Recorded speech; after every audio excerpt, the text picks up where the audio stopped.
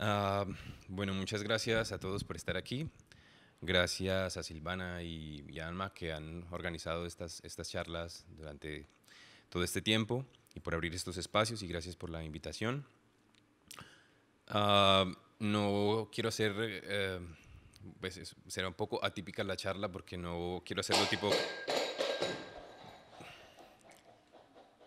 por ejemplo, o tipo cátedra en el que yo estoy hablando y al final si hay preguntas, si en cualquier momento tiene una pregunta, un comentario, un acuerdo o desacuerdo, bienvenido. Tampoco tengo un libro de la investigación, me he resistido un poco a dejarlo en un libro, aunque pues Melissa ya está adelantando cosas de la publicación y bien. Y tampoco voy a hablar de filosofía ni de una investigación filosófica, sino más bien de una experiencia que tuve con una investigación filosófica. Um, no por los hallazgos de la investigación, sino más bien por la utilidad que me representó como un efecto colateral, digamos, de la investigación. Um, Ese es el título de la investigación, la metáfora arquitectónica, lectura sobre la construcción del sentido. Y no voy a hablar propiamente de arquitectura, porque primero no es mi campo, pero sí que la arquitectura me sirve como metáfora para poder entender el tema del lenguaje y para poder, digamos, manejarlo de una manera mucho más material. Bien, yo tenía una pregunta que estuve persiguiendo durante mucho tiempo y no sabía cómo abarcarla. Intenté buscar como muchas respuestas y una de esas vías, digamos, que fue la filosofía, ¿no? Ah, Seguramente muchas personas que están en el campo de la filosofía, muchos autores me dirán que de eso no se trata la filosofía, de dar respuestas, sino de hacer preguntas. Yo no estoy muy de acuerdo porque pienso que el simple hecho de preguntar por preguntar no más, como que no es fructífero. Creo que siempre estamos buscando respuestas y que con la selección de esas respuestas que somos como acumuladores compulsivos de todas esas preguntas que nos vamos haciendo, luego con la selección de esas respuestas que tenemos, pues vivimos el día a día y nos formamos una personalidad, nos formamos un discurso con el que vivimos y tomamos las decisiones pues, que tomamos, ¿no? También cuando se acerca uno a leer como a los gordos de la filosofía, Kant, Hegel, Aristóteles, Platón, Tarán, pues casi siempre tienen las mismas preguntas que todos nos hacemos alguna vez cuando somos niños, ¿no? Como, ¿por qué hay algo y no más bien nada? ¿Qué es Dios? ¿Qué es la vida? ¿Qué es la muerte? ¿Qué es el tiempo? ¿no? Y todas esas preguntas se vienen haciendo desde Aristóteles desde los presocráticos hasta nosotros y se siguen dando como respuestas, algunas más acrobáticas que otras, pero, pero bueno, son las mismas preguntas. Estas preguntas, esta pregunta que no sabía que era mi pregunta, digamos, empezó desde mi pueblo. Yo soy del Líbano, Tolima, es un pueblito ahí entre la mitad de los Andes. Y tenía preguntas sencillas como qué hora es, como yo soy adoptado, las típicas preguntas que se hace uno cuando está pequeñito, pero también tenía preguntas un poco más complejas que por qué el oro, digamos, cuesta más que la arena, porque cuando el semáforo está en rojo tengo que parar y cuando está en verde tengo que seguir. Digamos que eran preguntas que mis papás no podían resolver de una manera pues tan fácil como que qué hora es o cuántos años tengo, ¿no? Um, la pregunta, después de mucho tiempo, me vine a dar cuenta de que era esta, como, ¿qué le da sentido a las cosas? Y con los años vine a responderlo con otra pregunta, que era esta, ¿quién le da sentido a las cosas? Aunque seguía siendo una pregunta, pues sí fue como un salto saber que cuando hacía la pregunta ¿qué le da sentido a las cosas? Parecía que como que hubiera una objetividad en la realidad, ¿no? Las cosas del mundo están ahí y uno como que va desarrollando herramientas y va desarrollando habilidades para encontrar la verdad al final. Pero resulta que no se trataba de qué, sino de quién. Había un alguien que le ponía sentido a todas las cosas y le ponía sentido a la manera como vivimos también. Pues yo no podía identificar fácilmente quién era que le daba sentido a esas cosas, pero empecé a preguntarme cómo se atribuyen los sentidos, ¿no? Cómo se atribuyen, cómo se cargan de significados las cosas con las que nos relacionamos. Y peor aún, me preguntaba si me puedo relacionar con las cosas porque tienen un significado, entonces con las personas sucede lo mismo. También me relaciono con personas, pero no directamente con las personas, sino con los significados que tienen para mí, ¿no? Si viene un desconocido y me pide 10.000 euros prestados, pues le voy a decir que no. Si viene mi mejor amigo, le diré que no tampoco, porque tampoco tengo el dinero, pero, pero los consigo. Y son dos personas, objetivamente, son dos personas que tienen una necesidad puntual, un monto puntual, pero la relación, el significado que yo tengo con esa persona hace que mi respuesta sea muy diferente. Y también nos relacionamos con las personas por lo que le atribuimos a ellas, ¿no? Soy amigo del latinoamericano, soy amigo del alemán, del uruguayo, pero también de otros, con otros significados más puntuales, como soy amigo del gordo, del calvo, del negro, ¿no? O sea, significados que positivos o negativos también lo atribuimos y también nos relacionamos de esa manera con las personas. Entonces, bueno, algunos autores sostienen que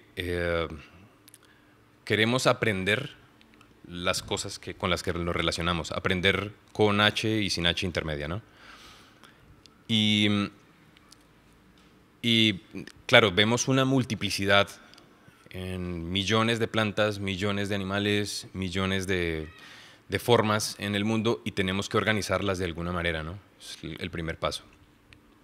Entonces organizamos las cosas, les ponemos unas categorías, les ponemos unas funciones, les ponemos unas leyes y hacemos una jerarquía. Eso digamos que nos ayuda a entender las cosas, pero en esa jerarquización siempre hay necesariamente uno que está arriba, uno que está abajo. Uno que es poseedor, uno que es carente, un rico, un pobre, un negro, un blanco, un nacional, un extranjero, un documentado, un indocumentado. Siempre hay alguien que queda como mal en esa repartición, ¿no?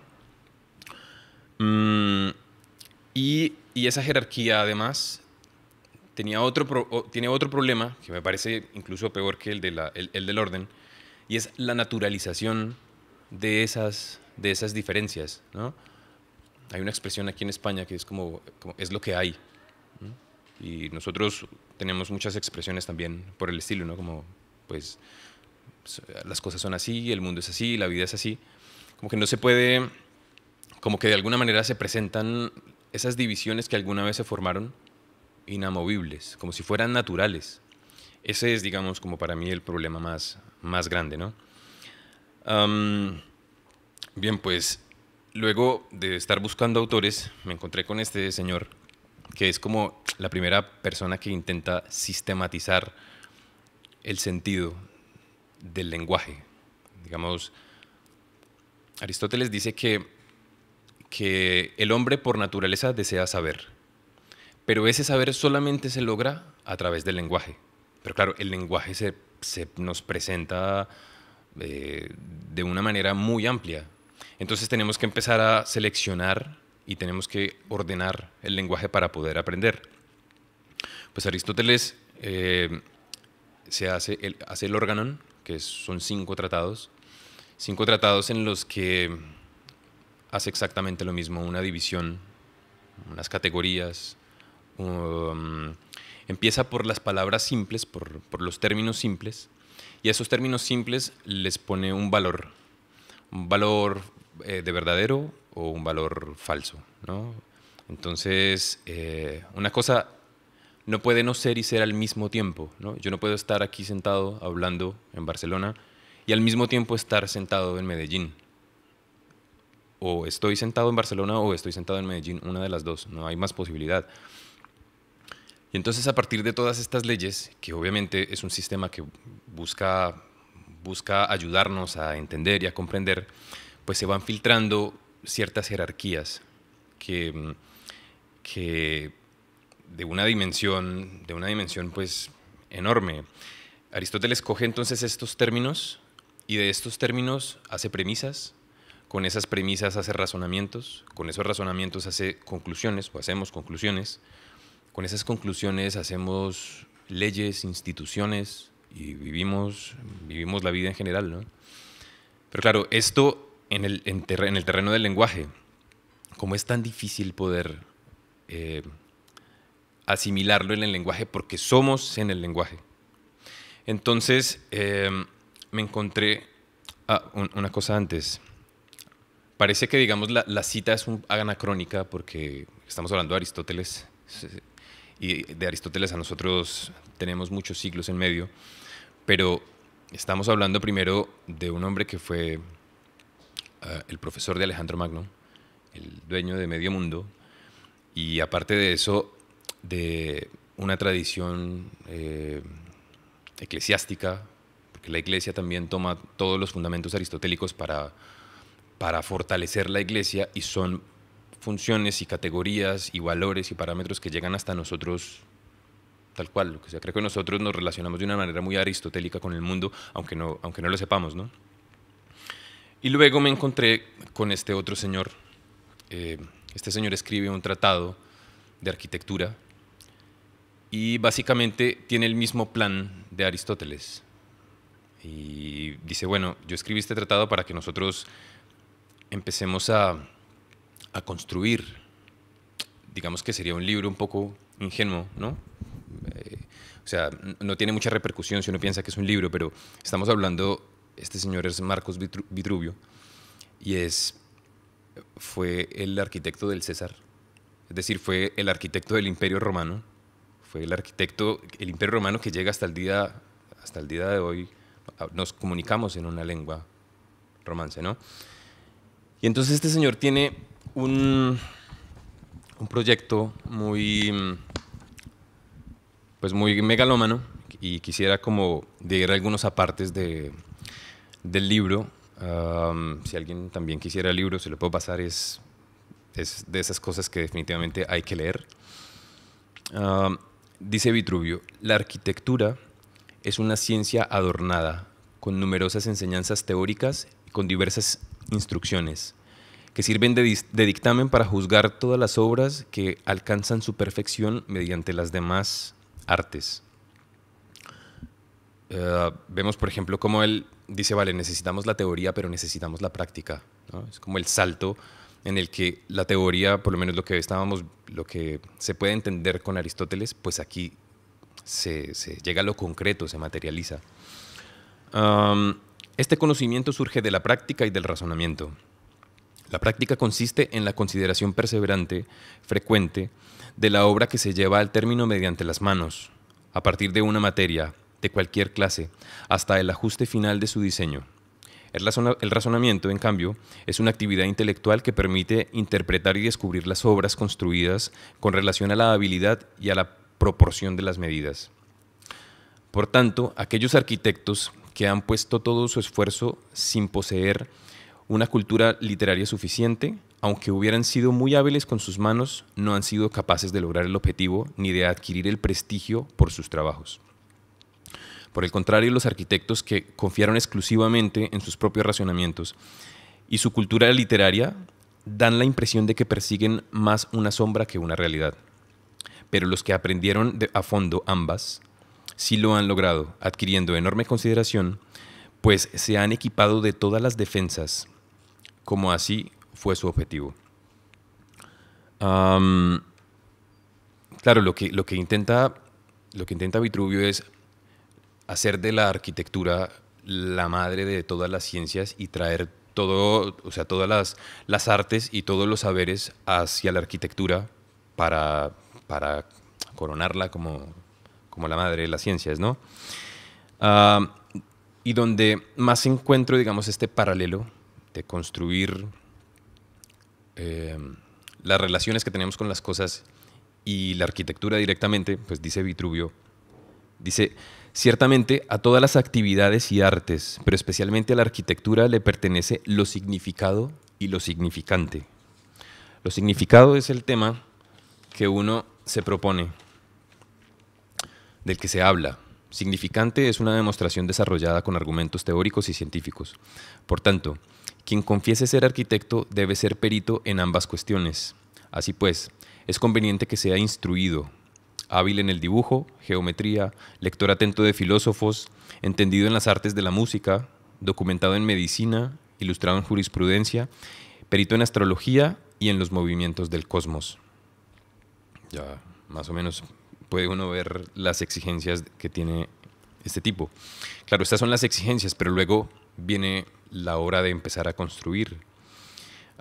Coge, por ejemplo, la filosofía también como una de las herramientas de la arquitectura. Dice, con el objetivo de formar un arquitecto magnánimo, la filosofía le permite al arquitecto no ser arrogante, sino muy al contrario afable, ecuánime y leal, sin avaricia, que es lo más importante.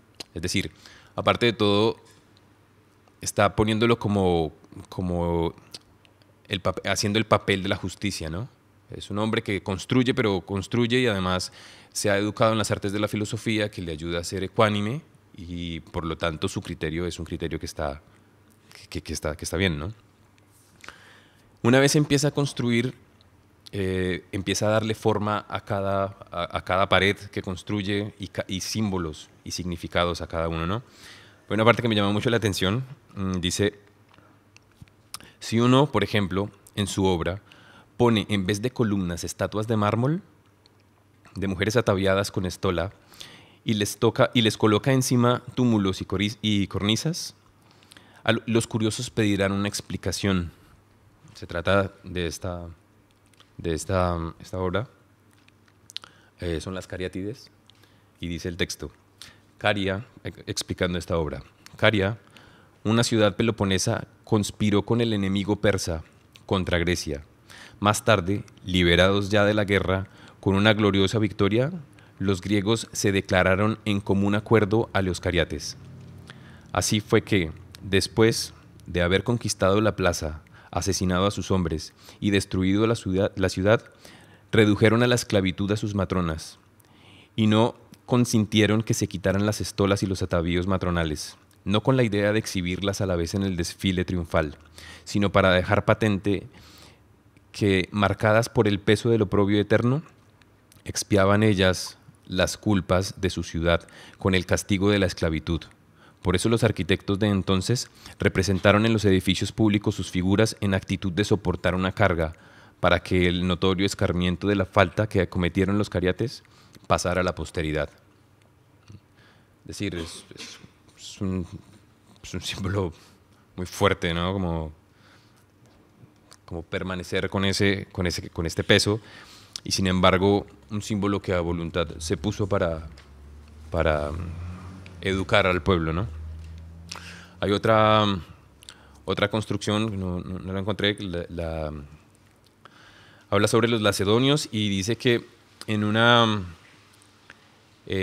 cuando los lacedonios se enfrentaron contra los persas, dice que el infinito número de efectivos del ejército persa, en su objetividad, ¿no? El infinito número de efectivos del ejército persa en la batalla de Platea, después de celebrar pomposamente el desfile triunfal de los despojos y el botín, levantaron el pórtico persa, como un testimonio del valor de los ciudadanos para que se recordara su victoria ante la posteridad.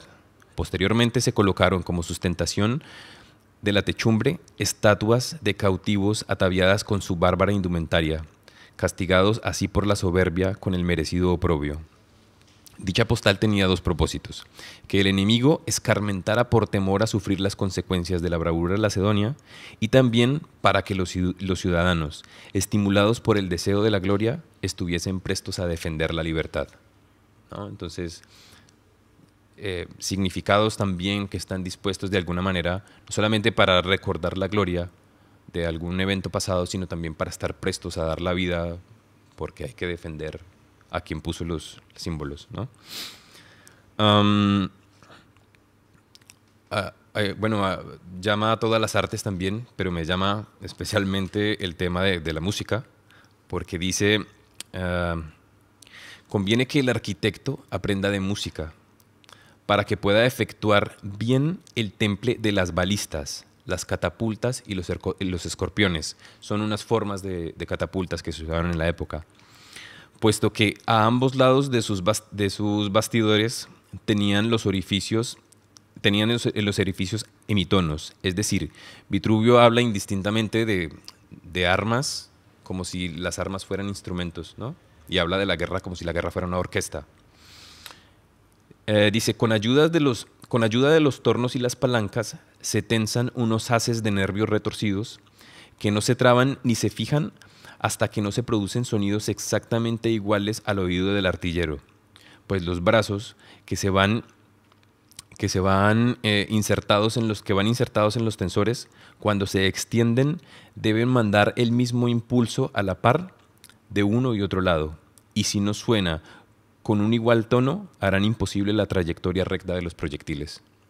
Es decir, bueno, hoy en día se nos haría muy loco contratar a un músico para ver qué tan efectivo es matar a unas personas con un... ¿sí? Pero bueno, son símbolos de la época y símbolos que no están muy lejos de lo que también construimos en la actualidad, ¿no? También, perdón, también ahí quizás la música tenía un juego importante con dichos guerreros. O sea, estoy hablando y puedo ser de pronto ignorante, ¿no? Yo lo vi o lo veo reflejado en que la música hacía de que los guerreros y los combatientes se sintieran con, o sea, fuertes para desempeñar pues dicha batalla que se fuera a dar, ¿no? Tanto en esta época como desde sus principios creo que es un acertado con la cuestión de que el arquitecto debería saber de música porque tiene un rol más en la antigüedad de fuerza, ¿no? O sea, de que la música la escuchabas o se creaba con las mismas herramientas de guerra y bueno, era una motivación más. No sé si... Claro, claro. Yo me acuerdo hace poco, no sé si vieron Mad Max. ¿Mm? Hay una parte que me llamó muchísimo la atención y es cuando van a la guerra. Hay un chico que saca una guitarra eléctrica y empieza a tocar mientras va en... ¿Mm? Y es precisamente la misma función, pero claro, es una función en una distopía, puesta en un momento en el que la guitarra eléctrica ya estaba inventada y precisamente la única función era esa. Me pareció una interpretación buenísima de eso. Es como poner ahí el rock a voluntad de algún propósito. Claro, todas las artes y todos los discursos y todos esos símbolos, el poder los utiliza para, pues para su propósito, ¿no? Am, bien, bien. Bueno, luego conocí a este señor que es el novio de muchos aquí, como es Jacques Derrida. Mm, y entonces Derrida trata el tema también en paralelo, lenguaje y arquitectura. Y hay una entrevista que le hace Eva Meyer a Derrida y le pregunta específicamente por el tema, ¿no? Derrida dice, voy a leer un fragmento de mi trabajo, dice, arquitectura y lenguaje comparten, según Derrida, una especie de expansión colonial, mientras el lenguaje sugiere una espacialización y un intento de apropiación de un espacio no dominable. La cuestión de la arquitectura tiene que ver con un problema de lugar, de tener un espacio. Y esa estabilización y apropiación de un lugar no es natural. Se trata de un tecnicismo en el que paradójicamente se inventa algo que no existía. Y sin embargo, cito Derrida, hay un hombre o un dios que desea ese lugar, que precede a su invención o que lo causa. Encontramos entonces que arquitectura y lenguaje tienen la capacidad de construir lugares, sentidos que no son naturales, pero que tampoco podemos decir que sean plenamente artificiales, y que no sabemos dónde situar, pero que sin embargo habitamos esos espacios y habitamos esos sentidos, ¿no? Esta creación de sentidos provisionales o lugares sucede no obstante en el interior del discurso occidental. Es un discurso que Derrida llama greco-judeo-cristiano, el cual, determinado por un sistema de oposiciones, cierra la multiplicidad aceptando solo aquello que le es idéntico y excluyendo la diferencia, ¿no? Es como lo que hablábamos de Aristóteles. Los términos se definen de tal manera y los términos en los que hablamos son unos términos precisos. Cualquier cosa que no esté dentro de esos límites no nos sirve. Pues precisamente Derrida lo que hace es coger esas cosas que quedan por fuera, esas categorías y esas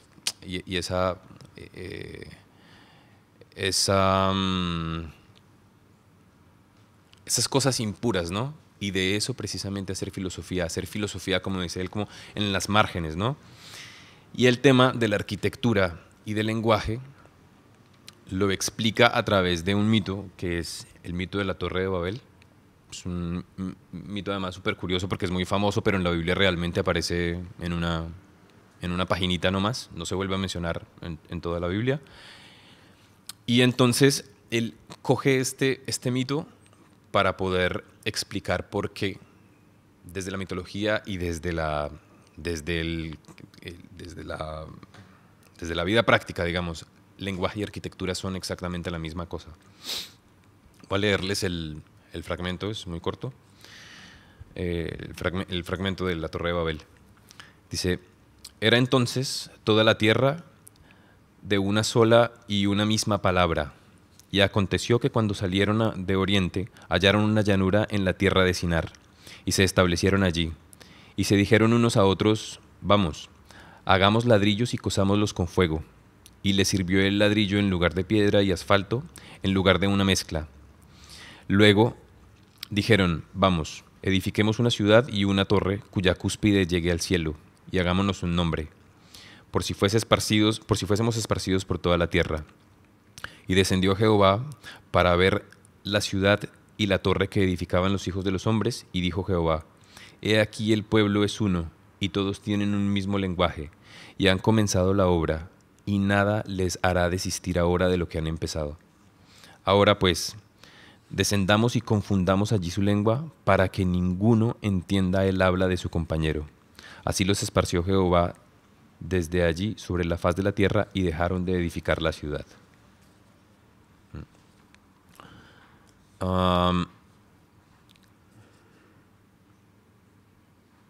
Ya. No, continúa.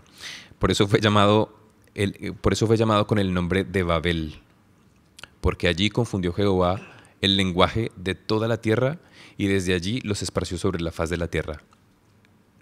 Si uno se da cuenta, digamos, en el relato, todo el tiempo están juntos la construcción de la torre y el lenguaje. Era entonces que toda la tierra tenía una sola lengua y una misma palabra, y aconteció que ellos empezaron a construir algo. Entonces dice Derrida que no se valieron de la piedra, sino que cogieron y construyeron un bloque, como una palabra, ¿no? Como una palabra limpia. Construyeron un bloque y ese bloque les sirvió de piedra y empezaron a edificar una torre. Pero claro, dice Derrida, no entendía yo por qué era una afrenta para Dios construir una torre. Pero lo que dice Derrida es como, bueno, es una torre que quiere llegar hasta el cielo. Y es una torre que quiere llegar al cielo, pero además, dicen ellos, y hacernos un nombre, hacernos una fama, ¿no? Lo que me sorprende del relato es que, digamos, baja Dios y ve que están construyendo la torre y de alguna manera como que se asusta un poco, ¿no? Y dice, mierda, estos hablan una sola lengua, se pusieron de acuerdo y están construyendo una torre y ahora ya nada los va a parar. Y como que tiene que intervenir. Entonces dice, pues bajo y no destruyo, o sea, estamos hablando de Dios, ¿no? No destruyo la ciudad, no destruyo la torre, sino que confundo las lenguas para que dejen de edificarla. Y entonces, como para que no haya esa transparencia, ¿no? Esa transparencia con el lenguaje. Y digamos que la parte central de el desarrollo de Derrida es cuando dice que Dios le puso su nombre a la ciudad, porque Babel es la torre, pero dice Derrida que en el Talmud encuentra que que Dios también se llama confusión. Uno de los nombres de Dios es confusión, y Dios le pone su nombre a la ciudad y los confunde. Y se llama la torre Babel y se llama la ciudad Babel, y Babel es la confusión y Babel es el nombre de Dios.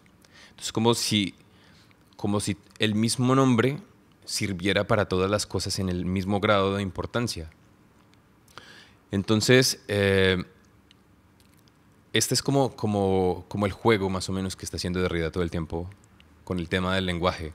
Los términos en él siempre están abiertos, siempre significan una cosa extrema, una cosa cercana, una cosa negativa, positiva, una cosa neutral. Y es más o menos la invitación en su filosofía y lo que pues, a mí me parece como liberador, ¿no? Que hay algunos sistemas que se ven así tan formales, unas instituciones que se sienten tan potentes, ¿no? En la vida diaria vamos a hacer una diligencia, nos ponen una multa, alguna cosa que sucede y no podemos acceder a la ley, no podemos acceder a ciertas cosas porque parece que esas cosas están hechas, inventadas y nosotros no podemos participar de ninguna manera. Al mostrar Derrida, digamos que esto es un sistema y que es un sistema que nos sirve y que son sistemas creados sobre todo por seres humanos de carne y hueso que tienen valores y que esos valores los ponen sobre la misma construcción de los símbolos en los que vivimos, pues de alguna manera nos da una participación también en las cosas que están hechas, ¿no? No todo está hecho y lo que está hecho lo hizo alguien, pues yo soy un alguien y también puedo contribuir con esa misma construcción. Y sobre todo, claro, es cierto que necesitamos cerrar los términos para aprender y para construir ciertas cosas, pero lo interesante de esta forma, digamos, de hacer filosofía de Derrida es que siempre deja claro que los términos son provisionales, es como vivir eternamente en arriendo, ¿no? Como no es mi casa, sino es una casa que habito de manera provisional. Bueno, hoy a propósito hoy se está celebrando el Día de la Constitución Española, ¿no? Y es como esos grandes dispositivos que están ahí para ayudarnos y para facilitarnos la convivencia y tal, pero también que va cambiando el tiempo y va pasando el tiempo y que de alguna manera hay cosas que necesitan ir ajustándose, ¿no? Bueno, hasta aquí yo quería terminar con un fragmento que me encontré de un libro muy interesante. Es la historia de un hombre que va por la selva latinoamericana y se va abriendo espacio con una espada, ¿no? Y hay un momento en el que abre un espacio y se encuentra con una bestia pues mitológica, con todo el imaginario que llevaba España en la colonia. Y entonces este hombre se encuentra con una bestia y él intenta describirla y la describe de esta manera que me pareció muy potente, ¿no? Dice: la bestia era igual de tamaño al buey, tenía trompa de elefante sin ser elefante, color de buey sin ser buey, uña de caballo sin ser caballo. Tiene también orejas de elefantes, no caídas ni tan grandes, pero más grandes que las de otros animales. Es decir, es como una descripción por negación, ¿no? Esto es esto, pero no es esto.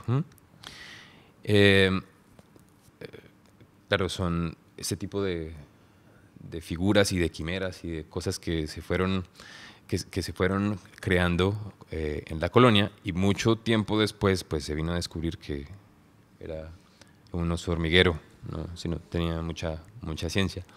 Pero bueno, hubo muchos escritos y muchos textos en los que lo único que había para poder referenciar ese mundo que se acababa de descubrir era solo la imaginación, y pues obviamente hay gente que es capaz de imaginar cosas muy locas. Y lo que me sorprendió de ese texto que me encontré es que fue escrito por este señor. Este señor se llama Pedro Mártir de Anglería. Es un señor que en realidad no se llama Pedro Mártir de Anglería, no se sabe cómo se llama. Era un italiano que estaba un poco mal en Italia, vino a España porque pues en España estaba creciendo y estaba pisando fuerte en esa época. Y entonces quiso escalar en la vida social española, se puso un nombre, nunca viajó a América, pero iba escribiendo, iba escuchando los relatos de las personas que viajaban y a todos los navegantes les pedía información, iba escribiendo sus historias.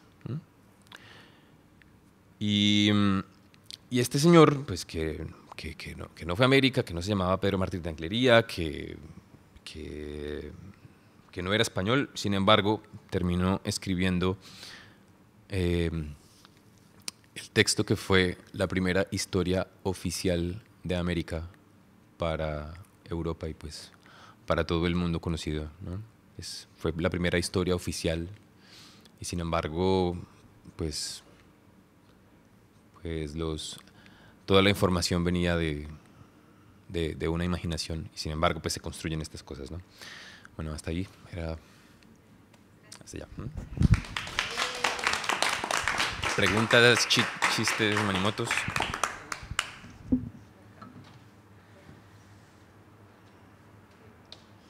bien, hermano. Preguntas, comentarios. No, pues sorprendente esto último, ¿no? Que muy sorprendente lo del primer libro oficial.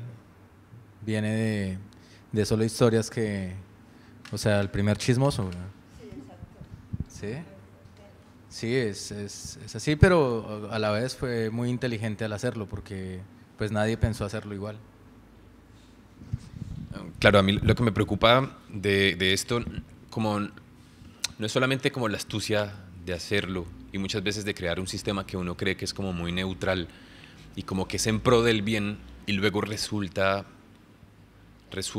si se naturaliza y se queda así de manera hegemónica como la Real Academia de la Lengua, si no dijo que esta palabra no podía existir, pues no existe.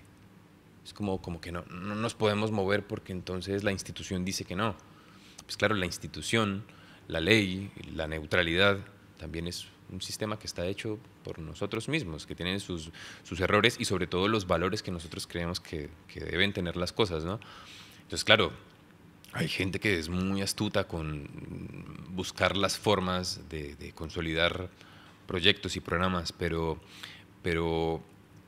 creo que lo que me interesa sobre todo de esa investigación es como que no se nos olvide que siempre esos términos tienen que estar abiertos y que siempre tienen que estar sujetos a que se pueden mover, a que todo tiene que ser muy flexible. No se puede ser tan rígido porque seguramente el poder, cuando traslada cualquier poder, o sea, no hablo de un poder político, cualquier poder lo que hace es perpetuar el significado de esas cosas. Las cosas son así, las batallas son así. Aquí conocemos casos en Europa en la que alguna vez dos pueblos tuvieron alguna batalla muy fuerte y luego cuando regresaron a sus países uno dijo no, es que ganamos la guerra y el otro se volvió y dijo no, ganamos la guerra, entonces se celebran la victoria de las dos guerras en los dos pueblos y es como que el peligro es ese, como dice Vitruvio, ¿no? Están esos símbolos ahí y están dispuestos a morir por la libertad, ¿no? ¿Cuál libertad? La que me enseñaron, la que me dicen cómo es y